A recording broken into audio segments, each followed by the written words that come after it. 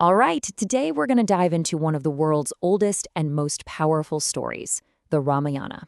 This isn't just any old epic poem, it's a foundational story that has shaped cultures for literally thousands of years. And at its heart, it's all about an epic hero's quest.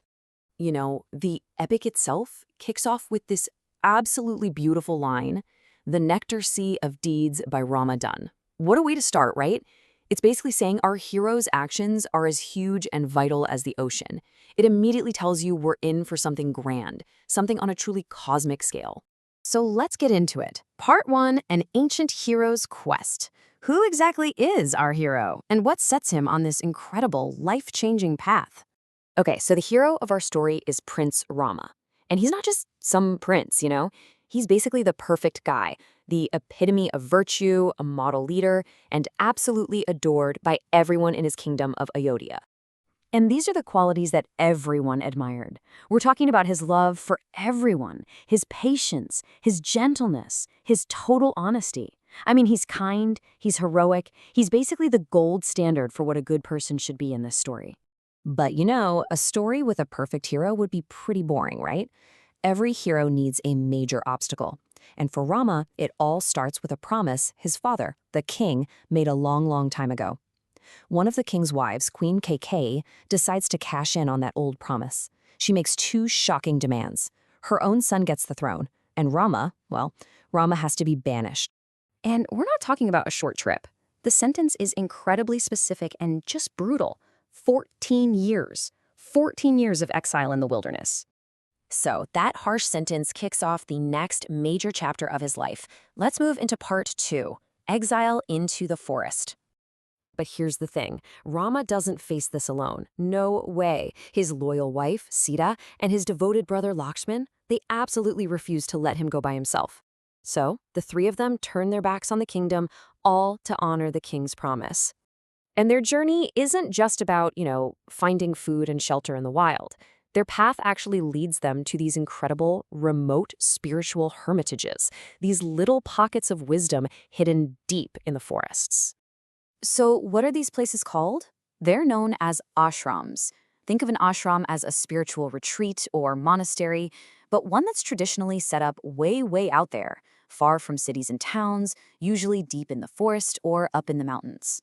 And the whole point of an ashram is serenity. They're built to be these peaceful spots, perfect for spiritual teaching, for meditation, for yoga.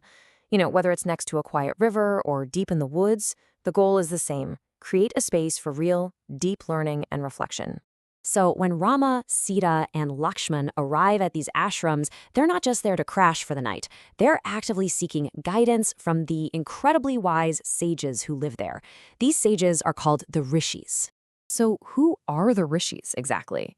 Well, you've got to think of them as way more than just wise old hermits. These guys are considered seers from a mythical ancient time. People believe they had reached a level of spiritual knowledge that took them beyond the everyday world. They were even said to be the composers of sacred hymns. They were a direct link to a much older, prehistoric spiritual world.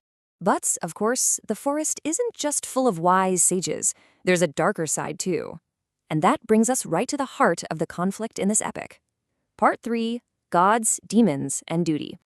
You see, the forest is also crawling with powerful demons, the Rakshasas, and their leader, the fearsome 10-headed demon king, Rávan.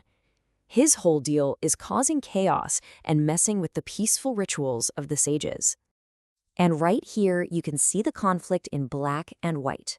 You've got Rama, our hero, the virtuous prince who lives and breathes righteous duty. And then you have Rávan, the 10-headed demon king, who loves to spoil sacred rites.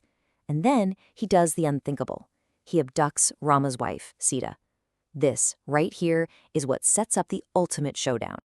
Now, Rávan isn't just some powerful brute. He's got a major ace up his sleeve. He was granted a special boon, a gift from the creator god Brahma himself. This boon made him basically invincible against any god or any other demon. But, and you knew there had to be a but, right? There was a loophole, a huge one. The boon said nothing about being protected from a mortal man. And when you see something like this, an ancient coin with the god Shiva on it, it's a powerful reminder that in the world of the Ramayana, the gods aren't just stories, they're real, they're active players. This conflict is so much bigger than just one man versus one demon. I mean, the gods in this story have a history that's unbelievably old. You take a deity like Shiva, his origins go all the way back to the ancient Vedic texts, where he's called Rudra, the father of the storm gods. This incredible depth and history mean that when the gods get involved in Rama's quest, it carries a ton of weight. It's serious business. So, in this crazy world of gods, demons, and epic battles, what keeps our hero on the right path? It all comes down to one core concept: Dharma. Think of it as righteous duty, or your true purpose. Rama himself says it best. Amidst all duties, I count my father's promise paramount. For him, upholding his duty is everything. It's his moral compass, no matter how much it costs him personally. And that powerful idea brings us to our final section. Why has this story stuck around for so long? Why does it still matter? Let's talk about that in part 4, the enduring epic. When you boil it all down, Rama's quest is a story about one thing: upholding your dharma, your duty, your moral code, in the face of absolutely impossible odds. It's this timeless, universal struggle of trying to do the right thing, especially when it's the hardest possible thing to do. And the history of this story is just, wow, it's immense. I mean, look at this timeline. The ideas and gods in it have roots going back to texts from 1700 BC. The story itself started taking shape as an oral tradition around 500 BC. We don't even get the first written versions until a few hundred years AD. It has been growing and evolving for millennia, and it's still a cornerstone story for millions and millions of people all over the world today. Which really makes you think, doesn't it? How does a story about duty, about exile, about devotion, a story that's thousands of years old, how does it still manage to feel so relevant and speak to us so powerfully today?